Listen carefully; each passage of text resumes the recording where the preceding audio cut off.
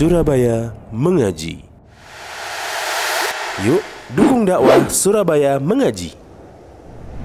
Salurkan harta terbaik Anda untuk operasional dakwah.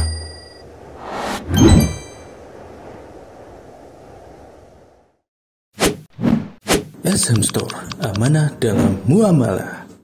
Assalamualaikum warahmatullahi wabarakatuh.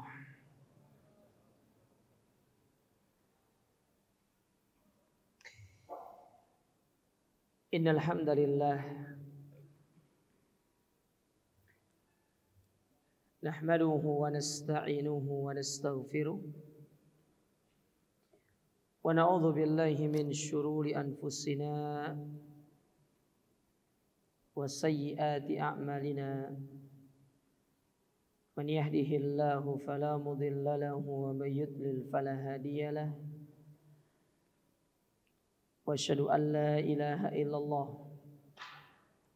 wahdahu la syarika lah. Wa asyhadu anna Muhammadan abduhu wa rasuluh. Amma ba'du, kaum muslimin wal muslimat, para jamaah yang semoga senantiasa dirahmati Allah. Alhamdulillah, puji dan syukur kita panjatkan kepada Allah Azza wa Jalla. Pada kesempatan yang berbahagia ini, Allah Subhanahu wa ta'ala kembali mempertemukan kita di dalam majlis yang mulia ini. Kembali kita akan melanjutkan kajian kita dari Syarah Al-Arba'in An-Nawawiyah,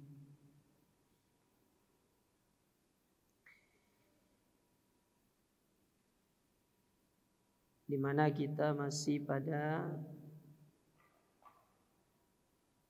hadis yang ke-20,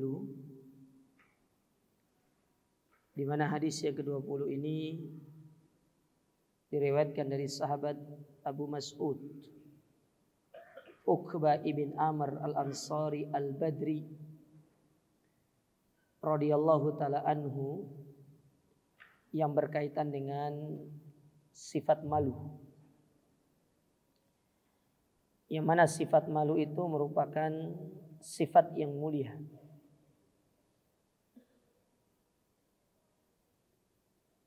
Sifat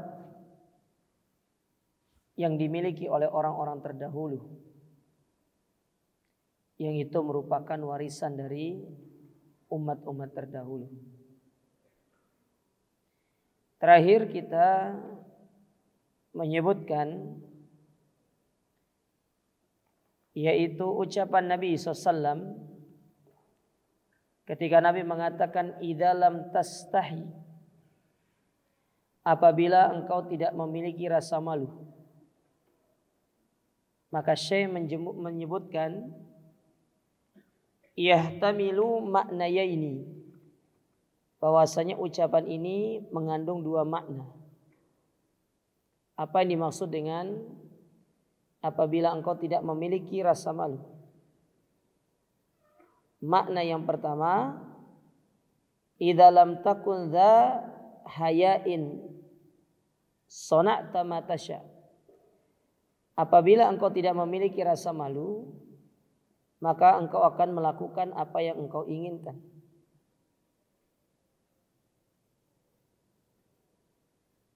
Yaf'alul ladzi yakhullu bil muru'a wal ladzi la yakhul, yaitu kita akan melakukan perkara-perkara yang bisa menghilangkan muru'ah. Muru'ah itu wibawa, kewibawaan kita. Jadi kalau kata orang sekarang bilang itu image gitu. Jangan melakukan perkara yang bisa merusak image antum.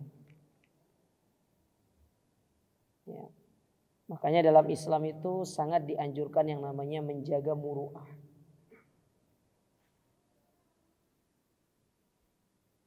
Tapi ada perkara-perkara yang bisa menghilangkan muru'ah seseorang. Di antaranya adalah maksiat. Maksiat itu menghilangkan muru'ah. menghilangkan kewibawaan seorang mukmin. Maka orang yang ingin memiliki sifat muru'ah, dia harus meninggalkan maksiat. Makna yang kedua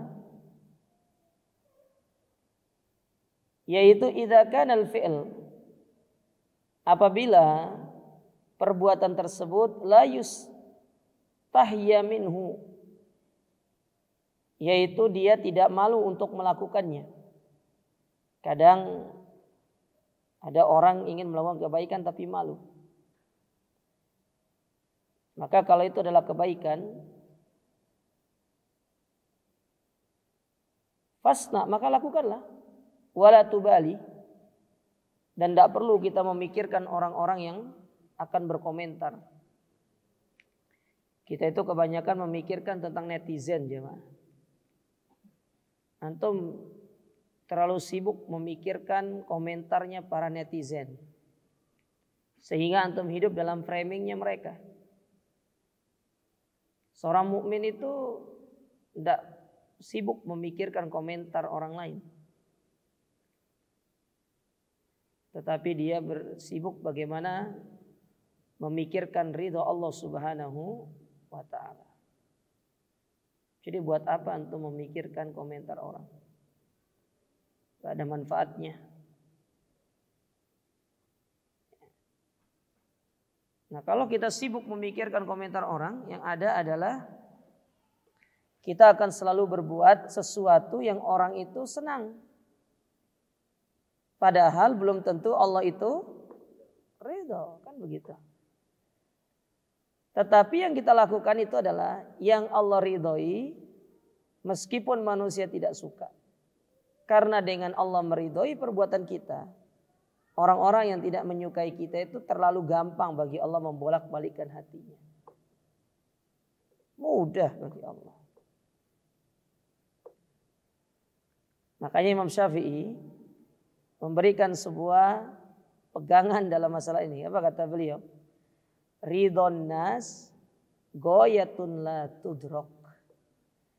Ridho manusia itu cita-cita yang mustahil untuk antum gapai. Gak bisa.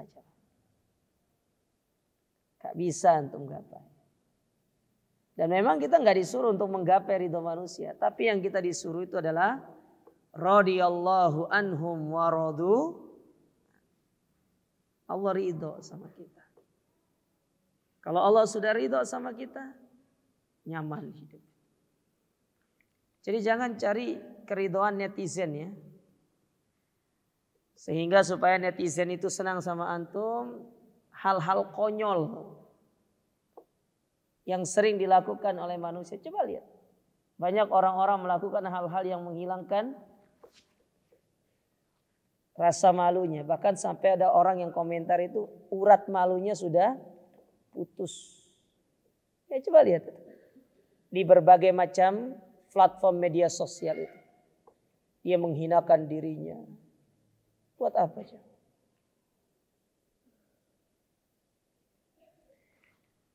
Antum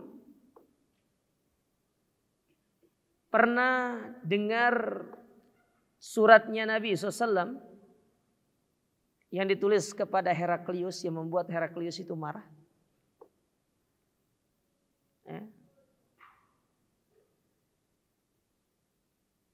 Di mana Nabi SAW menulis surat. Di awal surat itu Nabi mengatakan min Muhammadin Rasulillah ila sahibir Rum. Dari Muhammad utusan Allah kepada pemiliknya Romawi. Wa inni ad'uka ilal Islam. Aslim taslam. Masuk Islam lah engkau selamat.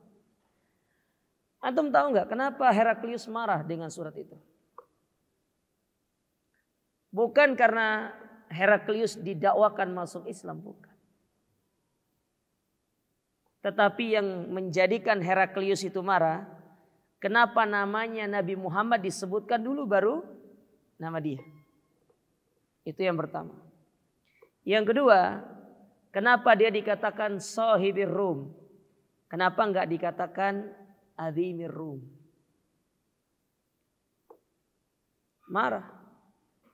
Maka disebutkan oleh para ulama, Nabi ingin ajarkan sama kita. Meskipun pada waktu itu Islam belum berdiri di atas dua kakinya. Kita katakan Islam berdiri di atas satu kaki pada waktu itu. Tetapi Nabi ingin mengajarkan, kita umat Islam punya wibawa di hadapan orang kafir. Kita punya wibawa. Kita punya muru'ah. Kita mulia. Maka jangan hinakan diri antum di hadapan orang-orang kafir. Mulia kita. Dan itu yang ditunjukkan oleh Nabi SAW. Sikapnya Nabi itu bukan keras, tegas. Islam itu mulia. Tapi yang terjadi di zaman sekarang, kemuliaan itu bukan dirusak oleh orang-orang kafir, tetapi dirusak oleh orang-orang Islam itu sendiri.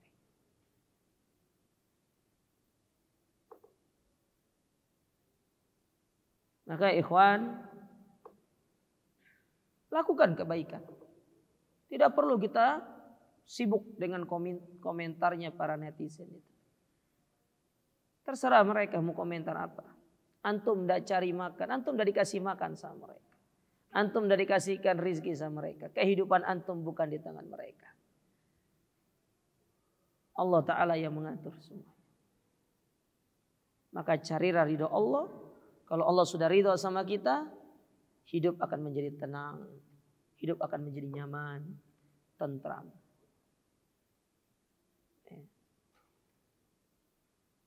Nah, ini makna yang kedua, yaitu lakukanlah kebaikan dan tidak usah kita memikirkan komentar orang. Jangan malu melakukan kebaikan.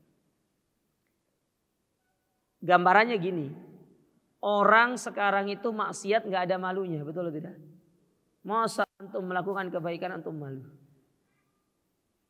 Orang maksiat itu tidak ada malunya dia.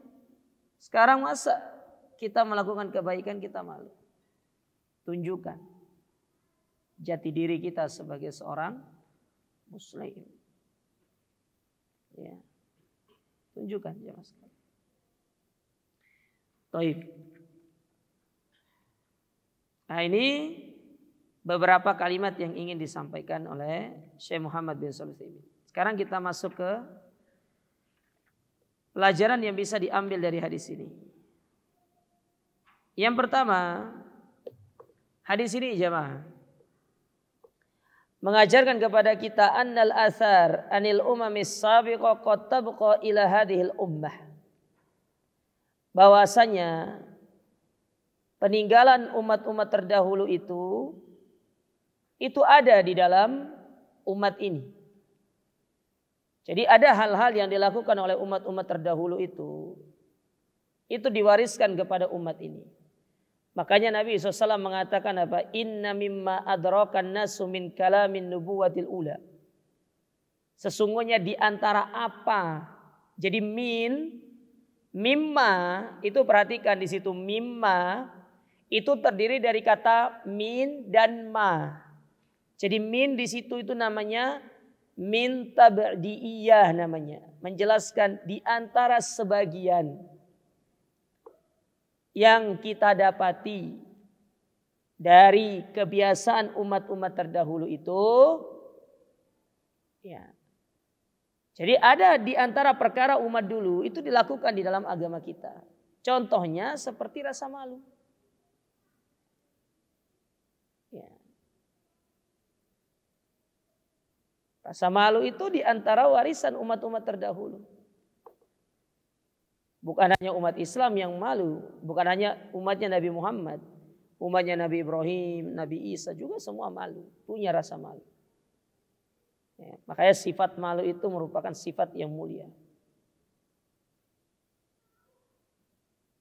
Nah, pertanyaannya, bagaimana hal tersebut bisa sampai kepada kita? Maka dikatakan oleh Syekh, imma an yunqala an tariqil wahyi fil Qur'an aw fis sunnah au yakunu mimma tunakiluhun nas atau tanaqalahun nas. Yang pertama, bisa melalui wahyu yang Allah wahyukan di dalam Al-Quran atau di dalam sunnah Nabi SAW. Jadi Nabi yang menceritakan dan Allah yang mengabarkan di antara pekerjaan orang-orang atau perkebiasaan orang-orang terdahulu. Ya. Atau yang kedua, itu diriwayatkan secara turun-temurun. Dari obrolan-obrolan secara turun-temurun. Tapi mana contoh yang dari Al-Quran misalkan? Firman Allah dalam surat Al-A'la pada ayat yang ke-16 sampai 19. Apa kata Allah? Bal tu'thirunal hayatad dunya. Akan tetapi mereka itu lebih mengutamakan kehidupan dunia. Wal akhiratu khairu wa abqa. Sedangkan akhirat lebih baik dan lebih kekal. Inna hadza la fis suhufil ula. Maka ketahuilah, penyakit mengutamakan dunia daripada akhirat itu bukan penyakit orang sekarang. Orang dulu pun demikian. Jadi bukan ini penyakitnya Nabi Muhammad saja, tidak. Orang-orang dulu, mereka pun sama seperti kita. Lebih mengutamakan dunia daripada kehidupan akhirat. Jadi ini penyakit laten, jemaah. Penyakit yang sudah karatan di dalam tubuh manusia ini. Tinggal kita nih, mau membersihkan karat tersebut atau dibiarkan. Semua ada dalam pilihan kita. Terserah, antum mau memilih dia akan terus berkarat ataukah antum memilih untuk membersihkan karatan tersebut. Ada pilihannya. Ya. Tapi Allah mengatakan apa? Wal akibatul lil muttaqin. Yang jelas, ya akibat yang terbaik bagi orang-orang bertakwa. Antum pilih. Jadi ini penyakit. Cinta dunia itu bukanlah penyakit orang sekarang. Orang dulu pun demikian. Ini hanya berulang saja.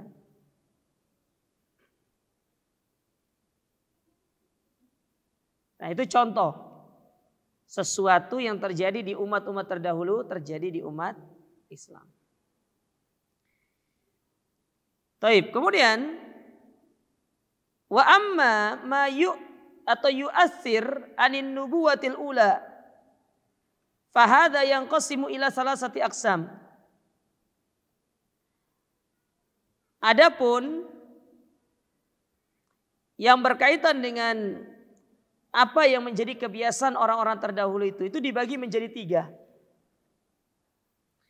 Yang pertama, ma syahida syar'una bisihatihi, yaitu apa yang dibenarkan oleh syariat. Jadi syariat yang membenarkan kebiasaan orang-orang terdahulu. Fahuwa sahihun makbul. Maka kita menerima hal ini. Jadi kalau syariat mengabarkan, kita terima. Ya, contoh seperti ayat ini. Al-A'la ayat 16 sampai 19. Adapun yang kedua, ma syahida syar'una bibutlanihi. Apa yang syariat itu dia menyalahkan apa yang dilakukan oleh orang-orang terdahulu. Maka dalam hal ini batilun mardud. Tidak boleh kita menerimanya. Kita harus meninggalkannya.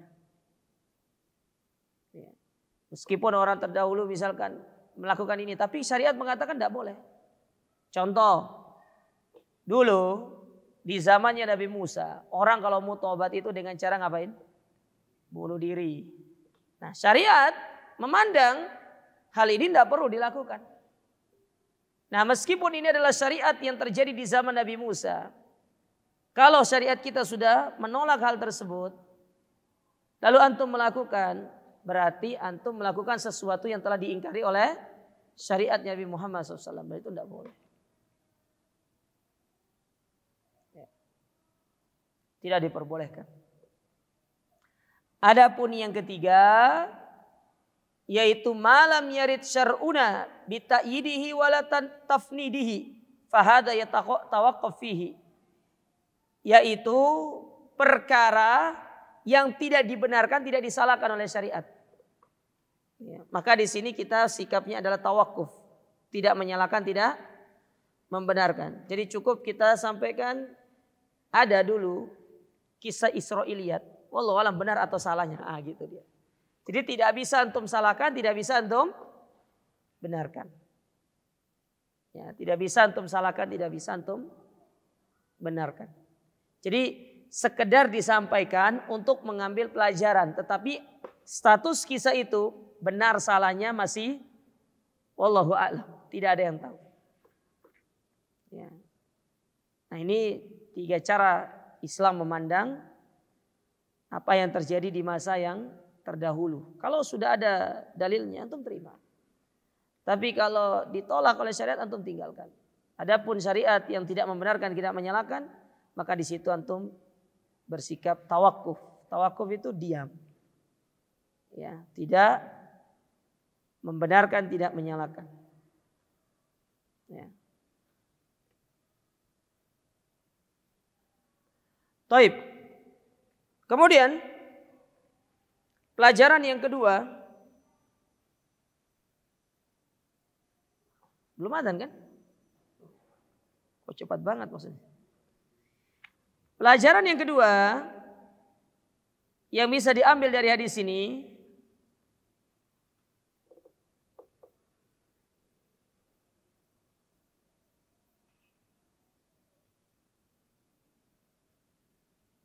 bahwasanya sifat malu itu adalah sifat yang terwariskan dari orang-orang terdahulu. Dia terwariskan dari orang-orang terdahulu. Dan ini merupakan salah satu akhlak yang mulia. Ya, akhlak yang mulia. Makanya orang kalau sudah dia memiliki rasa malu, dia telah menghiasi dirinya dengan salah satu sifat yang mulia.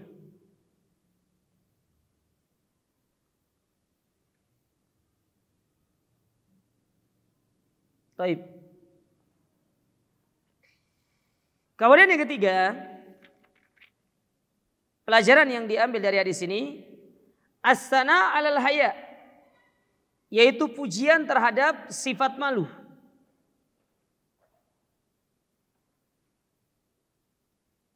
Yang mana Nabi SAW dalam sebuah hadis, beliau pernah mengatakan al-haya'u syu'batun minal iman. Rasa malu itu bagian daripada iman. Maka tatkala seorang memiliki rasa malu, berarti dia telah memupuk keimanan di dalam dirinya, jemaah. Sehingga dari sini orang yang tidak memiliki rasa malu, maka pada hakikatnya dia sedang melepaskan dirinya dari salah satu cabang keimanan. Karena kan cabang keimanan itu kan ada 60 sampai 70 cabang. Kata Nabi SAW, al-imanu bid'un situn wa syaba'una syu'bah. Iman itu memiliki 60 sampai 70 sekian cabang. A'laha kalimat la ilaha illallah. Yang paling tinggi kita mengucapkan kalimat la ilallah dan mempraktekannya. Adnaha yang paling rendah itu adalah imatatul adza anit thariq, menyingkirkan gangguan di jalan. Lalu Nabi mengatakan wal haya syu'batun minal iman. Sedangkan rasa malu bagian daripada keimanan. Jadi ketika seorang menanamkan dalam dirinya sifat malu, berarti dia telah mengikat dirinya dengan salah satu cabang keimanan. Sebaliknya, menghilangkan sifat malu dalam diri kita, berarti kita telah melepaskan diri kita dari salah satu cabang keimanan. Dan itu antum bisa baca cabang-cabang keimanan itu dalam buku yang ditulis oleh Imam Al-Baihaqi yang berjudul Syu'abil Iman. Jadi ada nama bukunya itu Syu'abil Iman yang ditulis oleh Imam Al-Baihaqi. Sudah ada terjemahannya. Kalau tidak salah covernya warna kuning. Sudah, benar. Saya pastikan dulu benar atau tidak. Ya. Biar antum beli.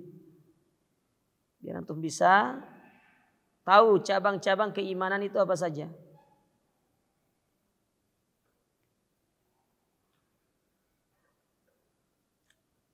Ah, ini internetnya lemot ini. Berarti kuota saya yang habis kayaknya. Nanti antum tulis apa? Cabang-cabang keimanan gitu, ada bukunya. Ditulis oleh Imam Al-Baihaqi. Dan itu disyarah jadi besar, jilidnya besar sama para ulama. Taib. Lalu saya menjelaskan wal haya'u nawan. Rasa malu seorang mukmin itu hendaklah dia itu tercermin pada dua hal. Yang pertama, fima yata'allaqu bihaqqillah, yaitu yang berkaitan dengan hak Allah.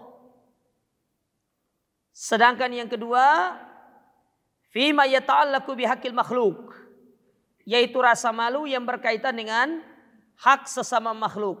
Ingat para jamaah, kita hidup di dunia ini sebagaimana kata Imam Ibnu Qayyim rahimahullah dalam buku beliau yang berjudul Risalah Tabukiyah. Beliau menyampaikan di awal-awal buku tersebut, yaitu manusia berada di antara dua hak. Hak yang pertama, hak kita dengan Allah. Apa hak Allah terhadap kita? Yang kita kenal dengan istilah hablum minallah.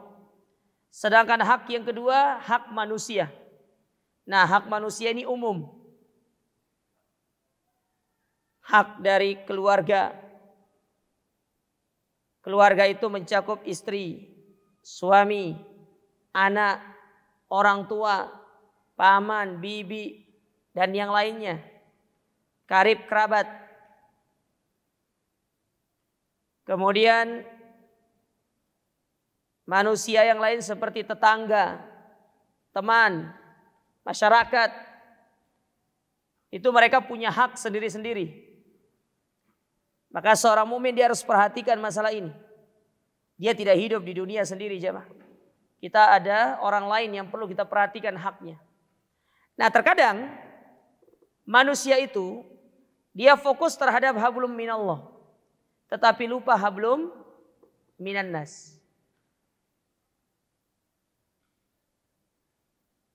Sementara kebanyakan orang di hari kiamat itu dia menjadi orang yang merugi dan bangkrut, itu disebabkan karena dia lupa terhadap hak manusia. Bukan hak Allah, tetapi lupa kepada hak manusia.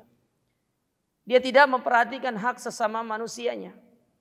Tetangganya tidak diperhatikan haknya, temannya, orang tuanya, istrinya, anaknya.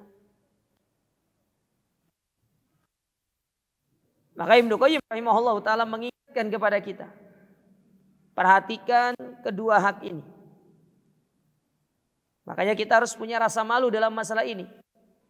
Malu kalau kita tidak menunaikan hak dari saudara kita, hak sesama manusia.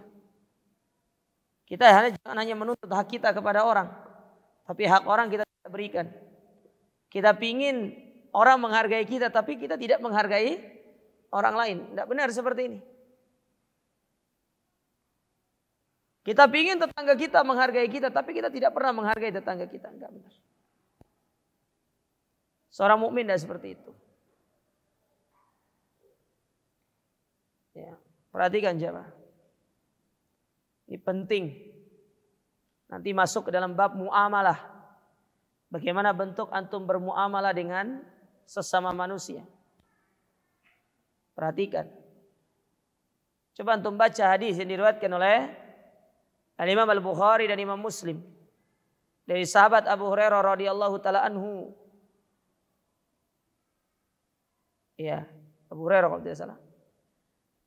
Ketika Nabi SAW menyebutkan siapa orang yang bangkrut. Maka ketika Nabi menyebutkan sebab orang itu bangkrut di hari kiamat, Semua penyebabnya itu berkaitan dengan hak manusia.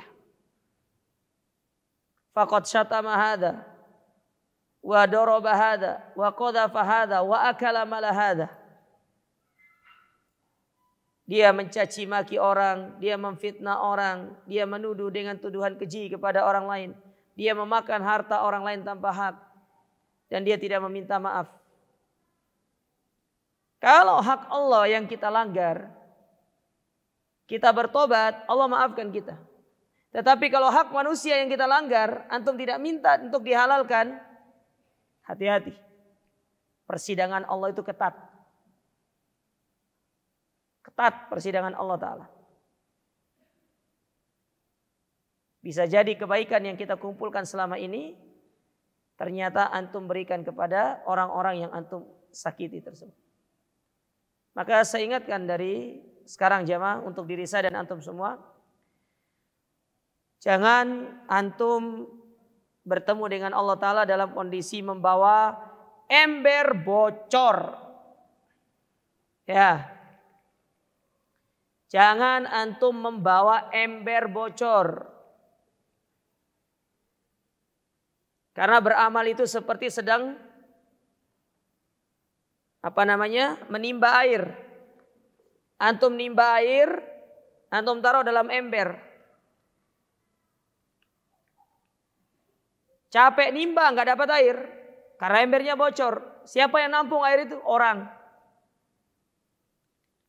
Itu rugi kita. Ya. Maka jangan membawa ember bocor jamaah sekalian. Ya. Perlu diperhatikan masalahnya. Jadi ada dua hak yang perlu diperhatikan dan kita harus malu untuk tidak menunaikan kedua hak ini. Nah, dijelaskan oleh saya di sini. Ammal haya'u fi ma yata'allaqu bihaqqillah. Adapun rasa malu yang berkaitan dengan hak Allah itu adalah fayajibu an tastahiya minallahi azza wa jalla an yaraka haitsu nahaka an yafkidaka haitsu amaraka. Yaitu engkau harus malu tatkala Allah melihat engkau melakukan perkara yang Allah larang, artinya bermaksiat. Kita dilarang maksiat tapi kita melakukan maksiat dan Allah melihat kita. Kita itu seringnya itu malu kalau dilihat orang bermaksiat, tetapi lupa Allah itu selalu melihat kita dalam kondisi apapun. Adapun malu yang berkaitan dengan makhluk, yang berkaitan dengan hak makhluk, fa antakuffa an kulli ma yukhalifu al-muru'ati wal akhlak, yaitu engkau menjaga dirimu dari perkara-perkara yang bisa merusak wibawamu di hadapan manusia. Contoh jemaah, banyak dusta itu bisa merusak wibawa. Banyak ngomong dusta itu. Suka berjanji tapi nggak mengingkari, suka berjanji tapi mengingkari itu tuh bisa menghilangkan wibawa. Coba tes. Tapi janganlah. Nanti antum jadi hilang wibawa antum.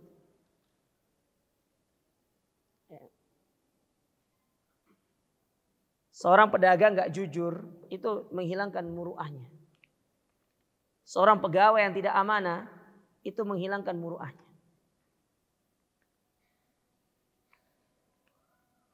Ya. Makanya akhlak itu penting, jemaah. Mahal akhlak itu. Bukan perkara yang sepele. Tapi monggo adzan terlebih dahulu.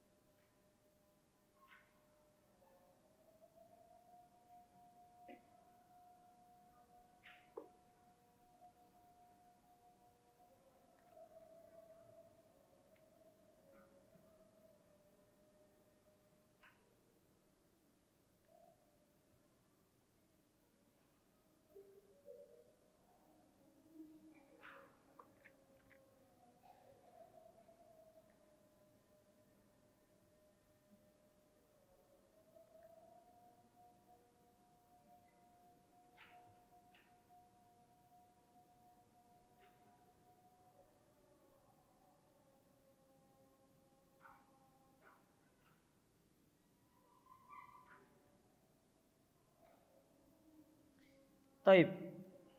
Kemudian dikatakan di sini dalam pandangan yang lain sifat malu itu juga terbagi dua. Yang pertama sifat malu yang bawaan. Memang bawaannya pemalu gitu loh. Tapi nggak malu-maluin. Beda ya. Sedangkan yang kedua, sifat malu yang diusahakan. Jadi yang tadinya itu malu-maluin, ya benar jadi pemalu gitu. Itu bisa aja. Antum pernah nggak dapati ada orang dulunya malu-maluin sekarang jadi pemalu? Atau mungkin itu antum? Nah itu contoh dua sifat malu. Memang dasarnya dia diberikan oleh Allah Ta'ala sifat malu. Sedangkan yang kedua, memang dia itu berusaha untuk menjadi pemalu. Dan ini jamaah sekalian, perkara ini tidak lepas dari yang namanya kita berusaha dan Allah yang akan memberikan kemudahan. Jadi bisa diusahakan sifat malu itu dalam diri kita. Makanya di sini juga ada bantahan terhadap orang-orang yang mengatakan namanya karakter itu tidak bisa berubah katanya. Karakter itu bisa berubah. Kalau memang kita berusaha. Karena Nabi yang mengatakan innamal hilmu bittahallum, innamas sabru bittasabbur. Sabar itu dengan kita belajar sabar. Lembut itu dengan kita belajar lembut. Berarti malu itu dengan kita belajar malu. Ya. Sebagaimana dulu ada orang yang pendiam kemudian menjadi malu-maluin. Nah, ada itu. Dulunya anaknya tuh pendiam gitu kan ya. Kok tiba-tiba sekarang ya toh. Kadang juga kita dapati ada anak yang dulu tuh teman kita ya dulu tuh suka heboh gitu kan. Zaman sekolah tuh heboh. Tapi setelah 10 tahun kemudian kita ketemu. Masya Allah. Dia jadi orang yang lebih menjaga muruannya. Saking orang itu melihat dia ini berubah secara drastis. Sampai dia bilang kamu kesambat setan di mana?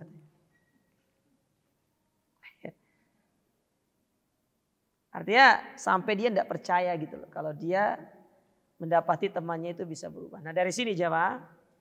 Bahwasanya sifat manusia itu bisa berubah. Tetapi memang ada yang bawaan. Ada yang memang itu bisa diupayakan. Sehingga kata para ulama. Apa kata para ulama? Faktor terbesar yang bisa menjadikan sifat orang itu berubah adalah lingkungan. Lingkungan. Orang baik bisa jadi orang jahat gara-gara lingkungannya. Makanya kata sebagian ahli hikmah mereka mengatakan apa? Al-jar qabla dar. Sebelum Anda menentukan di mana Anda akan tinggal, tentukan dulu siapa tetangga Anda. Karena tetangga ini mempengaruhi. Kalau dalam ungkapan ini dikatakan at-tuyuru ala ashkaliha taqo. Burung itu hinggap sesama jenisnya. Adapun dalam ungkapan orang Arab yang familiar, as-sahibu sahib. Teman itu nah. Ya, makanya lingkungan itu penting. Perhatikan lingkungan kita. Lingkungan itu penting ya. Makanya pembunuh 100 nyawa itu ketika dia pingin tobat disuruh ngapain? Pindah, hijrah. Tapi ya antum tidak usah hijrah kalau memang belum sanggup untuk beli rumah gitu kan ya. Sudah di situ aja tetapi komunitasnya antum hijrah gitu. Tadinya gaul sama A, berhenti gaul sama B. Kalau lebih baik gitu. Tadinya kumpul sama komunitas yang suka berdemo, keluar. Ya, antum kumpul sama teman-teman yang Suka berdemo juga, tapi berdemonya demo masak. Kan itu demo yang boleh kan, demo masak kan. Nek demo ke jalan itu tidak boleh. Apalagi yang suruh berdemo itu perempuan. Sudah gitu perempuan di paling depan. Laki-laki di belakang, gak gentle. Kasihan. Suara habis, teriak sana, teriak sini. Yang didapat apa? Nasi bungkus.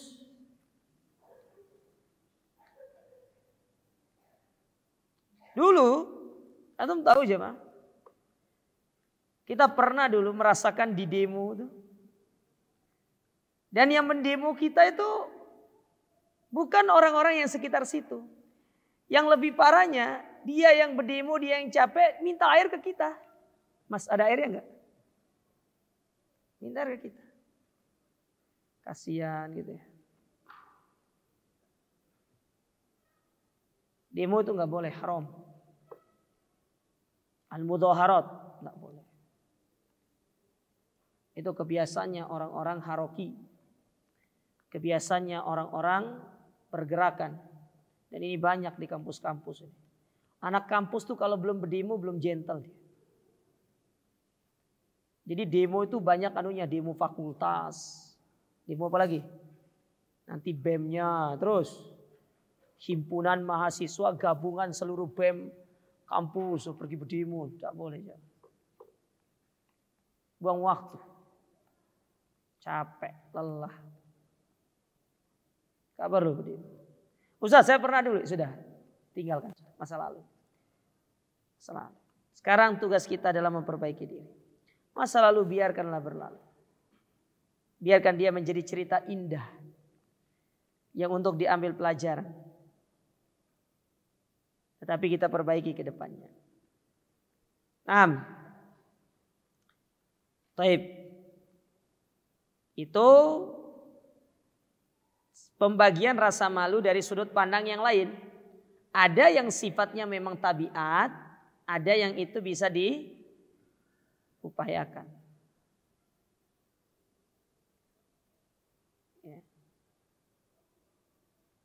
Dan ini membantah stigma orang-orang yang mengatakan saya tidak bisa menikah kalau tidak cinta. Cinta itu bisa ditumbuhkan. Bisa aja. Mosok tiap hari ketemu nggak cinta itu.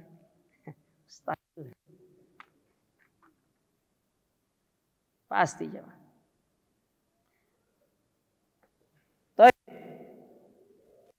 Berikutnya yang keempat ya.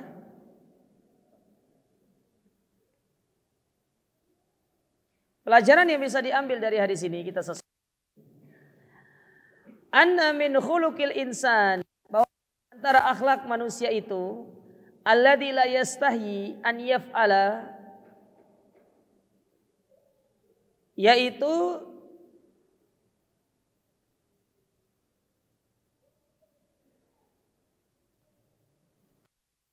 seorang tidak memiliki rasa malu apa yang dia, sehingga omongan di tengah masyarakat itu bilang begini, fulan la yastahi, fulan itu nggak punya rasa malu melakukan ini dan ini. Nah ini contoh sifat malu yang tercela ketika dia melakukan perbuatan maksiat dan dia tidak peduli dengan muruahnya. Ini sifat malu yang tercela. Tapi para jamaah, kalau yang dilakukan itu kebaikan, tidak perlu untuk malu, itu aja. Ya.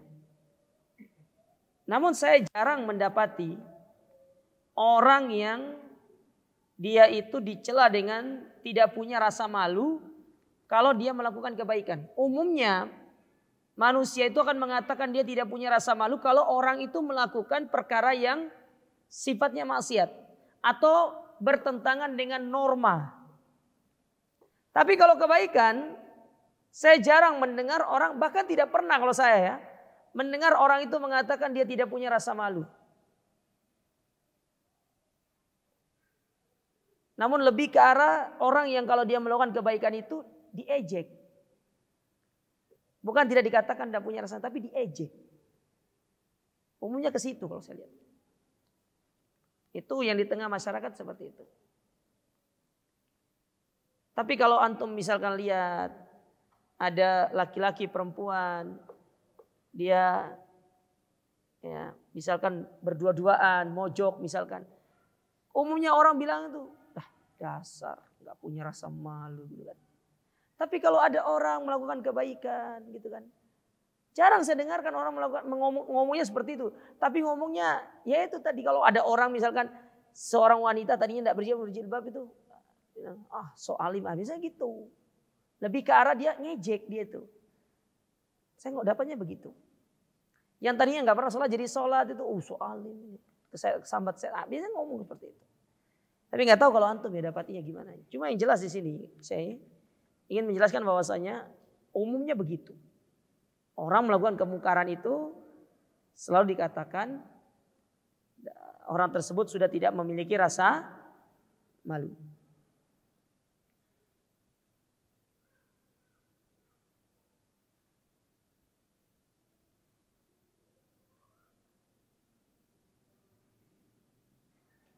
Taib. Kemudian yang kelima, di antara pelajaran yang bisa diambil dari hadis ini, annama la yastahi minhu fal insanu hillun fi fi'lihi.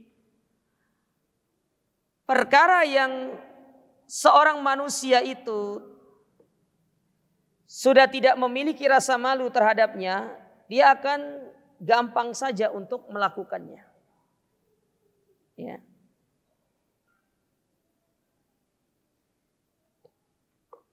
Orang kalau sudah kehilangan rasa malu itu, dia tidak akan merasa berat untuk melakukan perbuatan tersebut.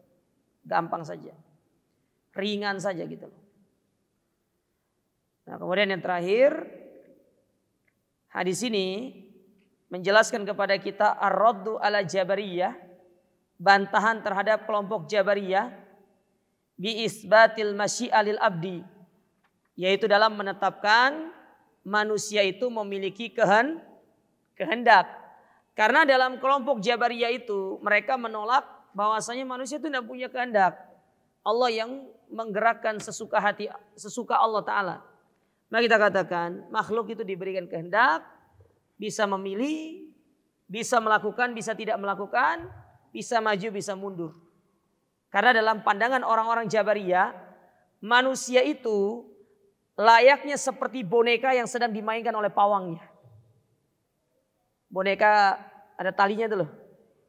Nah, mereka mengibaratkan manusia itu seperti itu.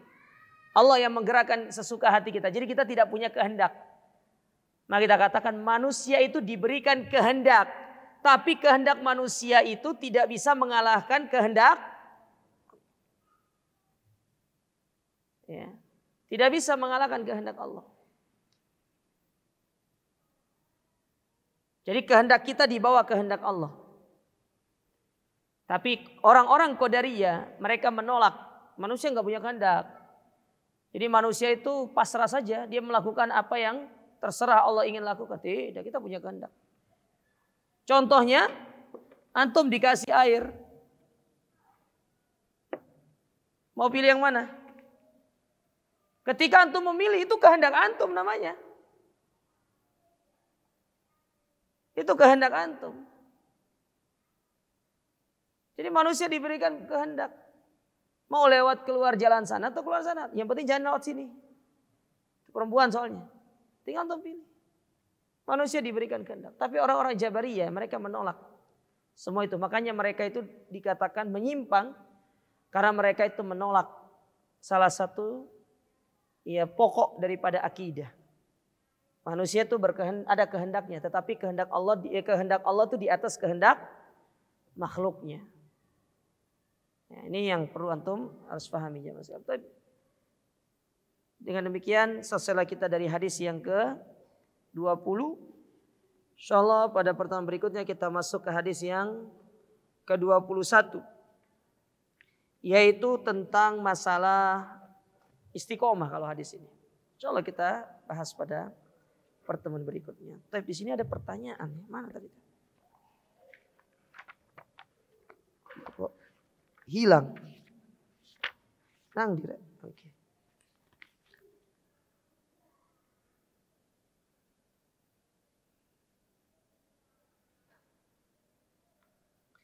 Bagaimana cara menasehati wanita agar punya rasa malu, menutup aurat dan berhenti maksiat?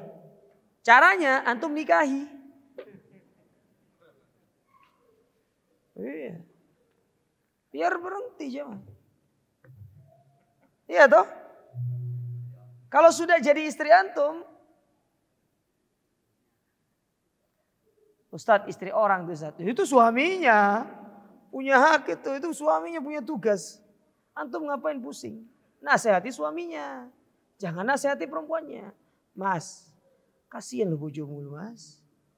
Yo. Mosok sampean pamerkan di hadapan orang mas. Semua orang bisa menikmati kan gitu kan. Ya. Nasihati suaminya, bukan nasihati wanitanya. Tapi kalau wanitanya belum menikah, antum nikahi. Datangi walinya. Pak, saya ingin lamar anak bapak. Iya. Kamu lamar anak saya, ingin mau ngasih anak saya apa? Loh jelas saya kasih makan lah. Pakai nasi. Ya, kamu mau kasih saya apa? Bapak minta berapa? Gitu. Bapak minta mahar berapa? 1 M. Tak kasih, tapi cicil. Gitu. Cintanya cicil juga. Gitu caranya jawab. Ya kalau istri orang itu nasihati suaminya. Bukan antum nasihati perempuannya. Nasihati suaminya. Kalau dia wanita yang belum menikah. Ya udah antum nikahi. Gitu aja. Ya, atau bisa antum menasihati melalui orang tuanya. Doakan agar saudari-saudari kita ini mereka menutup auratnya. Ya, karena di antara syubhat yang mereka lontarkan kepada kita yang menasihati mereka, kalau mereka itu tidak mau menutup auratnya adalah yang pertama itu belum ada panggilan hati. Ya, terus kalau nggak ada panggilan hati, yang adanya panggilan ilahi gimana? Keburu malaikat maut datang gimana terus? Yang kedua suka bilang, ya Ustadz saya ingin menghijab hati saya dulu katanya. Antum mau cari toko dimanapun gak ada orang jual jilbab hati itu jangan. Gak ada. Antum jangan buat istilah-istilah sendiri ya. Bid'ah. Tapi saya rasa cukup ya, ini bisa saya sampaikan. Kurang lebihnya mohon maaf. Wajazakumullah khairan. Wassalamualaikum warahmatullahi wabarakatuh.